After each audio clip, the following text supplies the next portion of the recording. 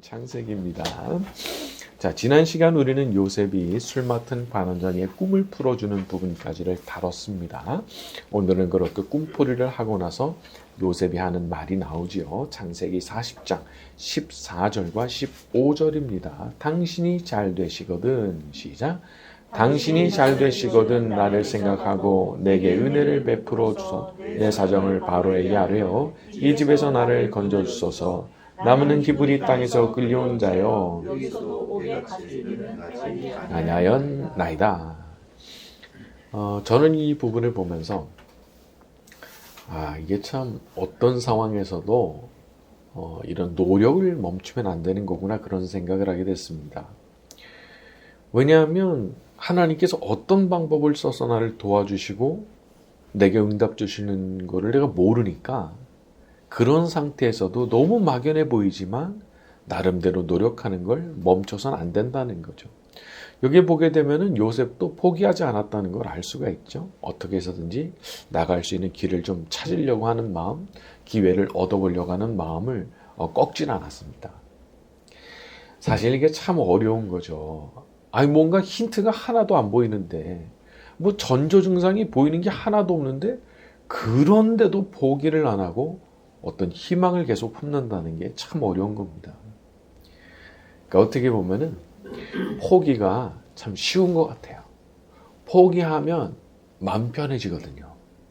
그러니까 어떤 분이 그런 얘기를 하시더라고요. 그렇게 포기하면 탁 편안해지는 그것도 일종의 중독이 된다는 거예요. 그래서 이게 사람이 조금만 어려워지면은 포기로 얼른 가려고 하는 그런 경향도 생겨난다. 그런 얘기도 하시더라고요. 그러니까 포기를 해버리면 그때부터는 희망을 아예 버리고 사는 거거든요. 그리고 아주 슬프게 살아가는 거거든요. 근데 그러면 안 되는 거죠. 물론 답답합니다. 언제 이 감옥에서 벗어나게 될지 기약이 없어요. 하지만 그럼에도 불구하고 포기하지 않고 마음속에 계속 희망을 품고 뭔가 노력하는 삶을 멈추지 않는 것이 필요한 거죠. 근데 제가 보니까 사람이 마음속에 계속 희망을 품고 항상 밝은 삶을 살려고 하면은 거기에는 좀 방법이 필요하더라고요. 그냥 속으로 그렇지 희망을 가져야지 소망을 품어야지 그냥 생각을 한번 하는 것으로는 이게 안 되더라고요. 그래서 제가 실천하게 된 방법이 제가 예전에도 말씀드렸지만은 계속 입으로 중얼거리는 겁니다. 하나님 감사합니다. 하나님 감사합니다. 하나님 감사합니다. 하나님 감사합니다. 하나님 사랑하기 원합니다. 하나님 사랑하기 원합니다. 하나님 사랑하기 원합니다. 이렇게 하는 것을 아주 무한 반복을 하다 보면 신기하게도 내가 왜 감사해야 되는지가 깨달아지더라고요. 감사합니다를 계속 하다 보면은 내가 왜 감사해야 되는지가 그냥 깨달아지더라고요. 또 하나님 사랑합니다라는 말이 잘 안 나와서 그러면 하나님 사랑하기 원합니다로 바꿔보자. 그렇게 해서 하나님 사랑하기 원합니다. 하나님 사랑하기 원합니다. 하나님 사랑하기 원합니다. 계속 하다 보니까 마음속에 진짜 하나님을 사랑하는 마음이 생겨나더란 말이죠. 자, 이렇게 하나님을 사랑하는 마음까지 딱 생겨나면 그때부터 뭐가 쉬워지느냐? 희망을 품는 게 쉬워지더라고요. 밝은 마음으로 사는 게 쉬워지는 거더라고요. 어려운 상황에서도 항상 마음에 밝은 희망을 품고 살아가는 저와 여러분이 되기를 바랍니다. 자, 우리 16절부터 19절까지입니다. 떡 굽는 시작. 떡 굽는 관원장이 그 해석이 좋은 것을 보고 요셉에게 이르되 나도 꿈에 보니 흰떡 새 광주리가 내 머리에 있고 맨 윗광주리에 바로를 위하여 만든 각종 구운 음식이 있는데 새들이 내 머리에 광주리에서 그것을 먹더라. 요셉이 대답하여 이르되 그 해석은 이러하니 제 광주리는 사흘이라. 지금부터 사흘 안에 바로가 당신의 머리를 들고 당신을 머리에 달리니 새들이 당신의 고기를 뜯어먹으리다 하더니 참 이게 좀 흉몽이죠, 흉몽. 근데 저는 이 부분을 보면서 참 우리가 하나님을 진심으로 경외하지 않을 수 없다는 생각이 들었습니다. 여기 나오는 이 흉한 꿈을 꿨더니 떡 굽는 관원장, 앞에 나왔던 술 맡은 관원장하고 다른 게 없습니다. 똑같이 잘못 저지르고 똑같이 감옥에 갇혀 있는 거 맞잖아요. 자, 그런데 사흘 뒤에 바로에게 어떤 생각이 떠오르는데, 걔 술 맡았던 애, 걔는 내가 다시 좀 복직을 시켜야 되겠어. 이런 생각이 들고, 또 떡 굽는 관원장에 대해서는 암만 생각해도 그거는 봐줄 수가 없어. 그거는 처형을 시켜야 되겠는데, 이런 생각이 든 거예요.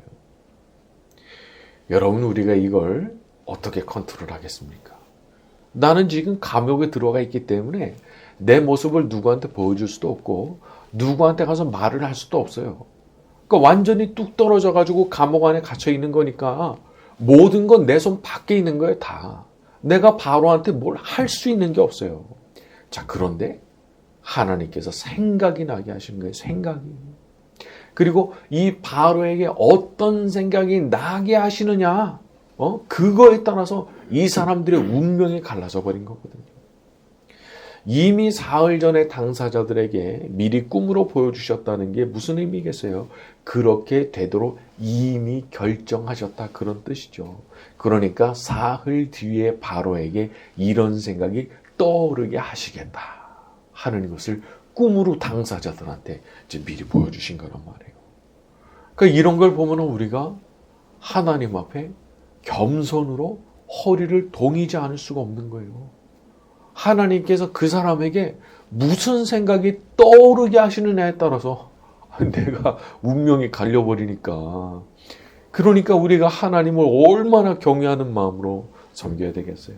바라기는 우리 하나님의 은혜로 우리를 떠올리는 모든 분들의 머리에 나에 대해 좋은 생각 그리고 선한 생각이 떠오르게 되기를 바랍니다. 자, 우리 20절부터 23절까지 갑니다. 제3일은 시작. 제3일은 바로의 행위니라. 모든 신하를 위하여 잔치를 베풀 때 술 맡은 관원장과 떡 굽는 관원장에게 그의 신하들 중에서 머리를 들게 하니라. 바로의 술 맡은 관원장은 전직을 회복하며 그가 잔을 바로의 손에 받들어 드렸고 떡 굽는 관원장은 매달리니 요셉이 그들에게 해석함과 같이 되었으나 술 맡은 관원장이 요셉을 기억하지 못하고 그를 잊었더라. 자, 일은 진짜 요셉의 해석대로, 그 꿈의 해석대로 일이 진행이 됐습니다. 그래서 한 사람은 복직을 했고 한 사람은 이제 처형을 당했죠. 자, 일이 이제 이렇게 됐다는 소식을 들었을 때 요셉이 얼마나 꿈에 부풀었겠어요. 말한 대로 됐으니까. 이제 술 맡은 관원장이 자기가 부탁했던 그 얘기, 나가서 잘 되시거든 날 잊지 말아달라 했던 그 얘기 기억하고 뭔가 조치를 취해지겠지 생각을 했겠죠. 근데 참 야속하게도 너무 야속하게도 23절에 술 맡은 관원장이 요셉을 기억하지 못하고 잊었더라. 와, 이거 얼마나 황당한 거예요. 그냥 잊었다는 거예요. 그리고 내가 깜빡했는데 내가 나중에 기회 봐가지고 내가 바로한테 말씀드릴 거야. 이런 약속도 없는 거예요. 그냥 까맣게 잊었다는 거예요. 이거 너무 황당한 거죠. 요셉의 입장에서는. 자, 하지만 이것도 술 맡은 관원장이 잊어버린 것도 사실은 은혜였던 거죠. 왜냐? 아니, 잊지 않고 바로 그냥 왕한테 얘기를 해서 그 시점에 요셉이 풀려났다고 생각을 해보세요. 그러면 이제 왕궁하고는 멀어지는 겁니다. 친위 대장이 버젓이 살아있는데 그 동네 살겠어요? 응? 왕궁 사람들하고 인연을 이어갈 수가 있겠어요? 아니면 근처에 살 수가 있겠어요? 그냥 어딘가로 떠나야 됐던가 그래야 됐겠죠. 그런데 하나님께서는 놀랍게도 그 술 맡은 관원장이 까맣게 잊어버리게 하심으로써 2년 뒤에 바로가 꾸게 되는 그 꿈을 면전에서 직접 풀이하게 되는 기회를 얻게 하십니다. 여러분, 지금 누가 나를 잊었다고 해서 너무 속상해하지 마세요. 지금 누가 나를 까맣게 잊었다고 해서 너무 서운하게 생각하지 마세요. 그 모든 과정 가운데 우리 하나님의 선하신 개입이 있을 수 있으니까요. 당장에 얼마나 서운합니까? 얼마나 화가 납니까? 날 잊었다고? 내가 그렇게 부탁했는데, 내가 그렇게 풀어준 꿈대로 됐는데, 요셉의 입장에서 진짜 너무 억울하고 화가 나죠. 하지만 다 당연히 나를 기억해야 정상인 상황인데 그걸 잊어버리게 된 거라면 거기에는 하나님의 선하신 뜻과 계획이 숨어 있을 수 있는 거예요.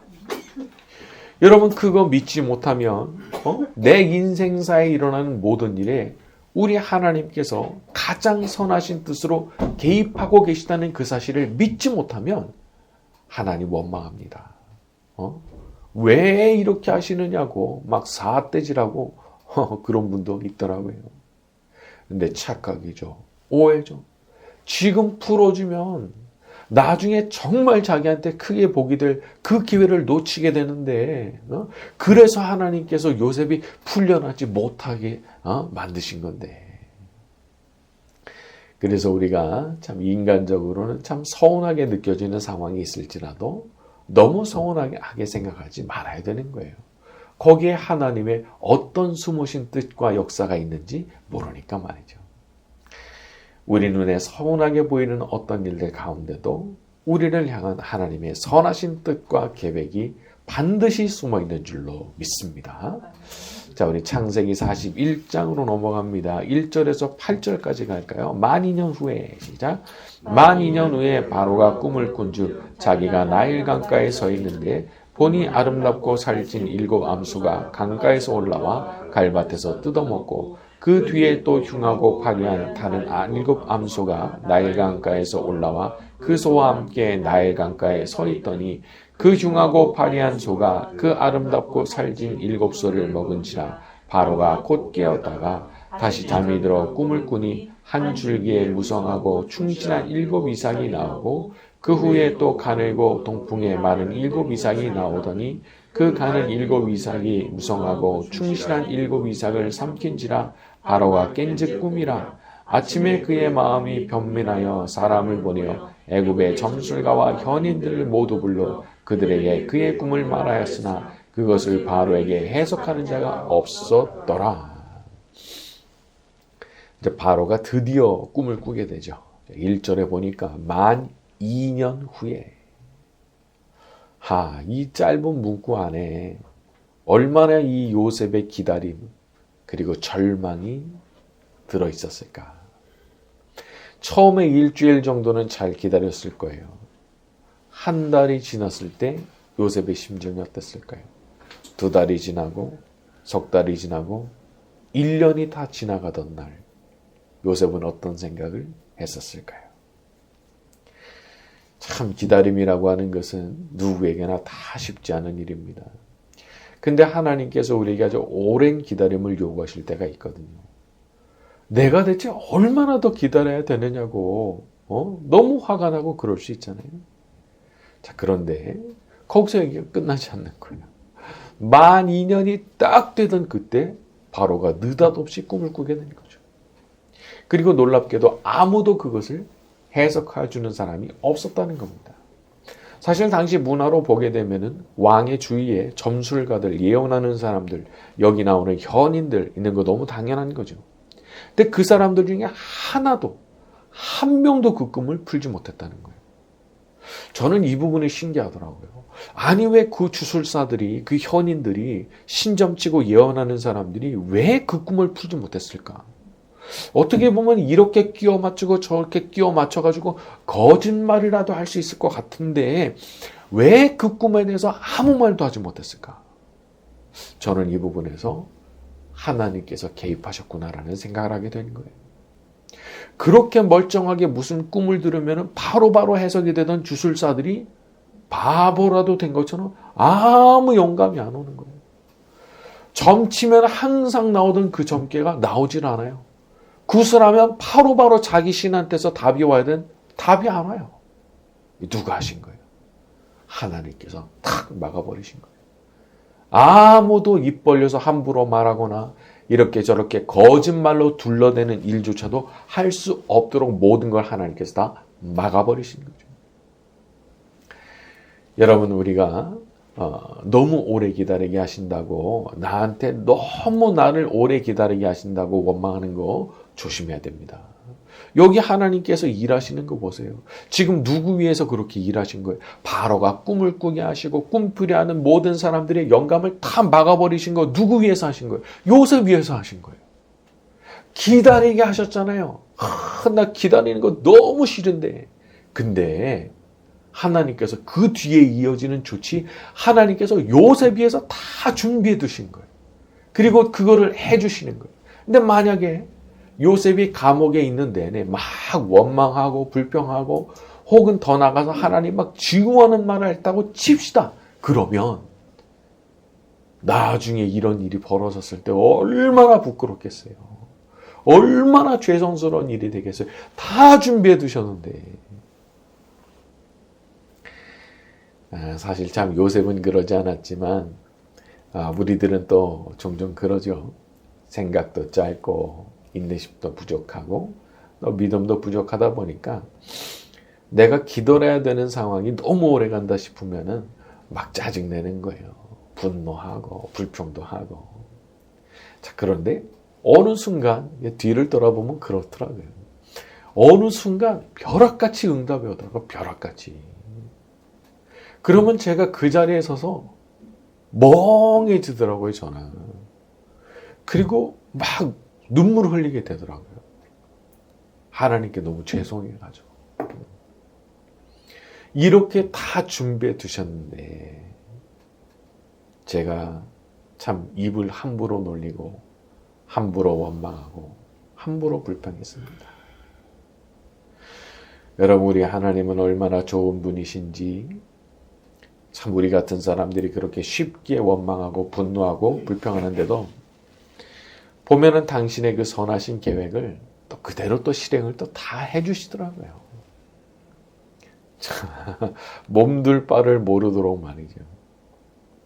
내가 그렇게 뭐 이렇게 잘 대응한 것 같지가 않은데 나 기다리라고 힘들다고 막 징징거린 거 너무 많은데 너무 원망한 거 많은데 그런데도 때가 되니까 하나님께서 응답을 주시는 게 있더라고요.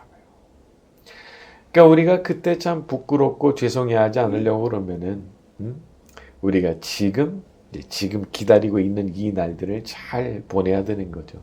자기 입을 잘 지키면서 아주 순하게 착하게. 우리 하나님 이런 것도 보시는 거 아니겠어요? 우리가 어떤 심정으로 기다리는가. 내가 내 입에서 어떤 말을 내면서 기다리는가. 혹은 어떤 행동을 하면서 기다리는가. 이 자리에 있는 우리 모두는 우리의 기다림을 지켜보시는 하나님 앞에 흐뭇한 미소를 안겨드릴 수 있는 그런 사람들이 되기를 예수님의 이름으로 축원합니다. 네, 맞습니다. 우리 함께 기도해.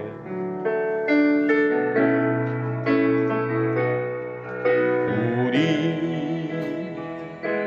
함께 기도해.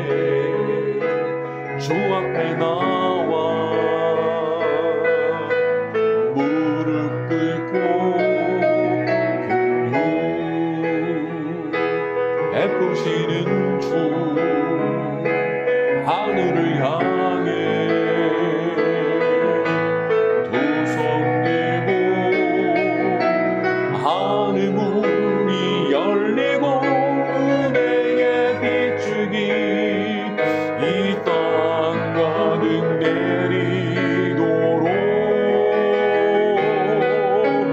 마침내 주 오셔서 은혜 비추기 우리 위에 부시도록 우리 함께 기도해. 우리 함께 기도해. 주 앞에 나와 무릎 꿇고 긍휼 베푸시는 주 하늘을 향해 두 손 들고 하늘 문이 열리고 은혜의 비추기 이 땅 가득 내리도록 마침내 주 오셔서 은혜 비추기 우리 위에 부시도 하늘 문이 열리고 하늘 문이 열리고